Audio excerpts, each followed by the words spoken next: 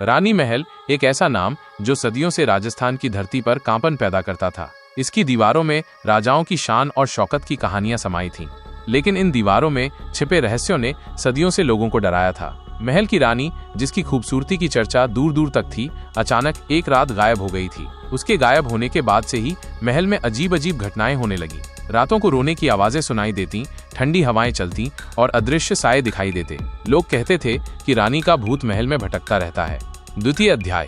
एक रात एक साहसी युवक विजय अपने दोस्तों के साथ महल में घुस गया। उनकी उत्सुकता उनके डर पर भारी पड़ गई थी। उन्होंने महल के अंदरूनी हिस्सों का पता लगाना शुरू किया। अचानक एक कमरे में उन्हें रानी का चित्र मिला। चित्र में रानी बेहद खूबसूरत दिख रही थी, लेकिन उसकी आंखों में एक अजीब सी बेचैनी झलक रही थी। जैसे ही विजय ने चित्र को छुआ, एक ठंडी हवा चली और कमरे का तापमान तेजी से गिरने लगा। दरवाजे और खिड़कियां अचानक बंद हो गईं।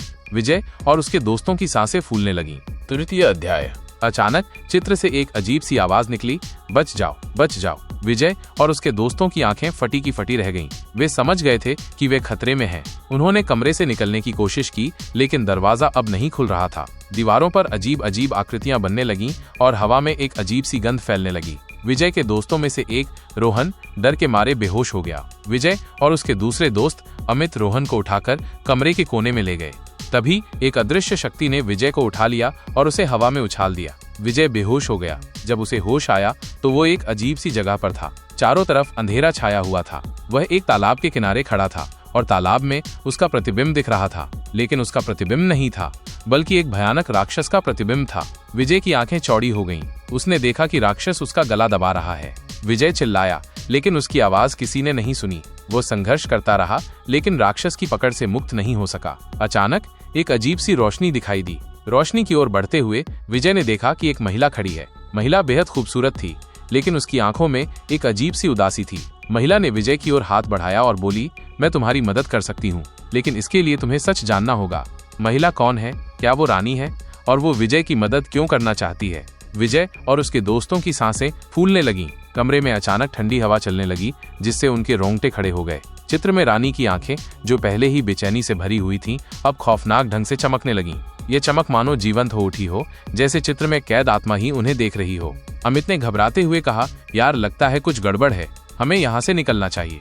लेकिन विजय जिज्ञासा से भरपूर था। वो चित्र के करीब गया। जैसे ही उसने चित्र को छुआ, एक अचानक से ठंडी हवा चली, जिससे कमरे का तापमान तेजी से गिरने लगा। दरवाजे और खिड़कियां अचानक बंद हो गईं। विजय और उसके दोस्तों की सांसें फूलने लगीं। कमरे में एक अजीब सी सन्नाटा छा गया, जो उनके दिलों को दहला रहा था। अमित ने घबराते हुए कहा, यार लगता है कुछ गड़बड़ है, हमें यहाँ से निकलना चाहिए। लेकिन विजय जिज्ञासा से भरपूर था। वो चित्र के करीब गया। जैसे ही उसने चित्र को छुआ, एक अचानक से ठंडी हवा चली, जिससे कमरे का तापमान तेजी से गिरने लगा। दरवाजे और खिड़कियां अचानक बंद हो गईं। विजय और उसके दोस्तों की सांसें फूलने लगीं। कमरे में एक अजीब सी सन्नाटा छा गया, जो उनके दिलों को दहला रहा था। रोहन, जो अब तक डर से सन्न रह गया था, अचानक चीख उठा, मैं यहाँ नहीं रह सकता, ये जगह। वो कुछ और नहीं बोल सका और बेहोश होकर गिर पड़ा। विजय और अमित घबरा गए। उन्होंने रोहन को उठाकर कमरे के कोने में ले गए। विजय ने अपने फोन से टॉर्च का इस्तेमाल किया, लेकिन कमरे में बहुत कम रोशनी थी। टॉर्च की रोशनी में उन्हें कमरे के कोनों में अजीब अजीब साए दिखाई देने लगे, जो उनका पीछा कर रहे थे। अमित ने कांपती हुई आवाज में कहा, क्या ये सब सच में हो रहा है? विजय ने जवाब नहीं दिया। वो सिर्फ रोहन की तरफ देख रहा था, जो अब भी बेहोश पड़ा हुआ था। अचानक कमरे में एक अजीब सी आवाज सुनाई दी। ये एक महिला की करुण पुकार थी, जो लगातार बच जाओ कह रही थी। विजय और अमित एक दूसरे की तरफ देखा। उनके चेहरे पीले पड़ गए थे। यह आवाज कमरे के चारों तरफ से आ रही थी, जैसे कि कोई उन्हें चारों तरफ से घेर रहा हो।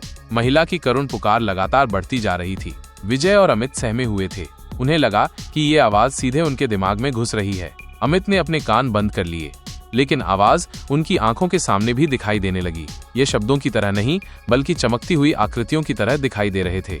अचानक कमरे की दीवारों पर अजीब अजीब आकृतियां बनने लगीं। ये आकृतियां मानव चेहरे की तरह दिख रही थीं, लेकिन उनके मुंह से खून बह रहा था। इन चेहरों की आंखें खाली थीं और उनके मुंह से एक अजीब सी गंध निकल रही थी। ये गंध इतनी तीव्र थी कि विजय और अमित को सांस लेने में तकलीफ होने लगी। विजय ने अपने हाथ से मुंह ढक लिया, लेकिन गंध उसके हाथों से भी होकर उसके फेफड़ों में जा रही थी। वो बेहोश होने लगा। अमित ने विजय को सहारा दिया, लेकिन वो भी अब ज्यादा देर तक नहीं टिक पाएगा। तभी एक अदृश्य शक्ति ने विजय को उठा लिया और उसे हवा में उछाल दिया। विजय चिल्लाया, लेकिन उसकी आवाज दब गई। वो तेजी से ऊपर उठ रहा था, जैसे कोई उसे छत की ओर खींच रहा हो। अमित ने घबराकर विजय का नाम पुकारा, लेकिन विजय उसकी आवाज नहीं सुन सका। विजय की आंखें बंद हो गईं। वो बेहोश हो गया। जब उसे होश आया तो वो एक अजीब सी जगह पर था। चारों तरफ अंधेरा छाया हुआ था। वो एक तालाब के किनारे खड़ा था और तालाब में उसका प्रतिबिंब दिख रहा था, लेकिन ये उसका सामान्य प्रतिबिंब नहीं था। तालाब में उसका प्रतिबिंब नहीं था, बल्कि एक भयानक राक्षस का प्रतिबिंब था। राक्षस का चेहरा विकृत हो रहा था, उसकी आंखें लाल हो रही थीं और उसके मुंह से लार टपक रही थी। विजय की आंखें चौड़ी हो गईं। वो डर के मारे जम गया। राक्षस का प्रतिबिंब धीरे धीरे उसके करीब आ रहा था। विजय पीछे हटने लगा, लेकिन उसके पास जाने का कोई रास्ता नहीं था। वो चारों तरफ देखा, लेकिन वहां कुछ भी नहीं था, सिर्फ अंधेरा और वो राक्षस। राक्षस ने अपना मुंह खोला और विजय की ओर दौड़ पड़ा। विजय ने चिल्लाया, लेकिन उसकी आवाज किसी ने नहीं सुनी। वो संघर्ष करता रहा, लेकिन राक्षस की पकड़ से मुक्त नहीं हो सका। राक्षस ने अपने हाथों से विजय का गला दबाना शुरू किया। विजय की आंखों के सामने अंधेरा छा गया। विजय की सांसें फूलने लगीं। उसे लगा कि वो अब मर जाएगा, लेकिन तभी एक अजीब सी रोशनी दिखाई दी। ये रोशनी धीरे धीरे बढ़ती जा रही थी और उसके चारों तरफ फैल रही थी। विजय ने अपनी आंखें खोलीं और रोशनी की ओर देखा। रोशनी के बीच में एक महिला खड़ी थी। महिला बेहद खूबसूरत थी। उसके लंबे काले बाल थे और उसके चेहरे पर एक शांत मुस्कान थी, लेकिन उसकी आंखें बहुत ही गहरी और उदास थीं। महिला ने विजय की ओर हाथ बढ़ाया और धीरे से बोली, डरो मत विजय, मैं तुम्हारी मदद कर सकती हूँ। विजय ने आश्चर्य से महिला की ओर देखा। वो समझ नहीं पा रहा था कि ये महिला कौन है और वो यहाँ कैसे आई। महिला ने फिर कहा, लेकिन इसके लिए तुम्हें सच जानना होगा। विजय ने सिर हिलाया। वो अब कुछ भी करने को तैयार था। वो जानता था कि अगर वो कुछ नहीं करता तो वो मर जाएगा। महिला ने फिर कहा, तुमने जो देखा वो सच है। ये महल एक श्राप से ग्रस्त है। विजय ने पूछा, श्राप? कौन सा श्राप? महिला ने धीरे से कहा, यह कहानी बहुत पुरानी है। इस महल की रानी, वो बहुत ही खूबसूरत थी, लेकिन उसकी खूबसूरती ने उसके पति को अंधा कर दिया था। विजय ने ध्यान से सुना। वो समझ नहीं पा रहा था कि ये कहानी और उसका क्या संबंध है। महिला ने आगे कहा, रानी के पति ने अपनी दूसरी रानी के साथ उसके साथ विश्वासघात किया। रानी को इस बात का बहुत दुख हुआ। उसने अपने पति को माफ कर दिया, लेकिन वह खुद को माफ नहीं कर सकी। विजय ने पूछा, तो फिर? महिला ने कहा, रानी ने अपने जीवन का अंत कर लिया, लेकिन उसकी आत्मा इस महल में बंध गई। वो दुख और क्रोध से भरी हुई थी। उसने श्राप दिया कि इस महल में रहने वाला कोई भी शांति से नहीं रह सकेगा। विजय ने पूछा, तो इसका मतलब ये है कि रानी का भूत इस महल में रहता है? महिला ने सिर हिलाया, हाँ, लेकिन ये सिर्फ रानी का भूत नहीं है। यहाँ और भी कई आत्माएं हैं। वे सभी दुख और क्रोध से भरी हुई हैं। विजय ने डर से पूछा, तो फिर आप कौन हैं? आप यहाँ कैसे आई? महिला ने मुस्कुराई, मैं भी एक आत्मा हूँ, लेकिन मैं इस महल को श्राप से मुक्त करना चाहती हूँ। विजय ने पूछा, आप कैसे कर सकती हैं? महिला ने कहा, इसके लिए मुझे मदद की जरूरत है। आप मेरी मदद कर सकते हैं? विजय ने सोचा। वो अभी भी डर रहा था, लेकिन वो जानता था कि अगर वो महिला की मदद नहीं करता तो वो खुद भी इस श्राप का शिकार हो जाएगा। विजय ने कहा, मैं आपकी मदद करूंगा, लेकिन मुझे बताइए कि मुझे क्या करना है। महिला ने कहा, सबसे पहले आपको अपने दोस्तों को बचाना होगा। वे अभी भी उस कमरे में फंसे हुए हैं। विजय ने पूछा, मैं उन्हें कैसे बचाऊं? महिला ने कहा, मुझे उस कमरे में ले चलो, मैं तुम्हारी मदद करूंगी। विजय ने सिर हिलाया। वो महिला की बातों पर विश्वास करने लगा था। उसने महिला का हाथ पकड़ लिया और उसे अपने साथ ले जाने लगा। उन्होंने लंबा रास्ता तय किया। अंधेरा बहुत गहरा था। विजय को कुछ भी नहीं दिखाई दे रहा था, लेकिन महिला का हाथ उसे आगे बढ़ा रहा था। अचानक उन्हें एक रोशनी दिखाई दी। ये रोशनी धीरे धीरे बढ़ती जा रही थी और उसके चारों तरफ फैल रही थी। विजय ने अपनी आंखें खोली और रोशनी की ओर देखा। रोशनी के बीच में एक दरवाजा दिखाई दिया। दरवाजा बहुत पुराना था और उस पर जंग लगी हुई थी। महिला ने दरवाजे की ओर इशारा किया। विजय ने दरवाजा खोला।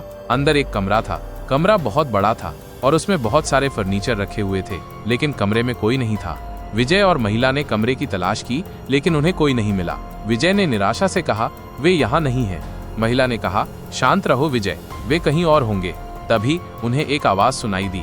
ये एक बहुत ही कमजोर आवाज थी जो दूर से आ रही थी। विजय और महिला ने आवाज की तरफ दौड़े। उन्होंने देखा कि अमित और रोहन एक कोने में बैठे हुए हैं। वे दोनों बेहोश थे। विजय और महिला ने उन्हें उठाया और उन्हें बाहर ले गए। बाहर आकर उन्होंने राहत की सांस ली। महिला ने कहा, अब तुम अपने दोस्तों को यहाँ से ले जाओ, मैं यहाँ रहूंगी। विजय ने पूछा, लेकिन आप? महिला ने कहा, मुझे यहाँ रहना होगा। मुझे इस महल को श्राप से मुक्त करना है। विजय ने महिला की आंखों में देखा। उसकी आंखें बहुत ही गहरी और उदास थीं। वो जानता था कि महिला सच कह रही है। विजय ने महिला को धन्यवाद दिया और अपने दोस्तों को उठाकर वहां से चला गया। जब वो महल से बाहर निकला तो उसने पीछे मुड़कर देखा।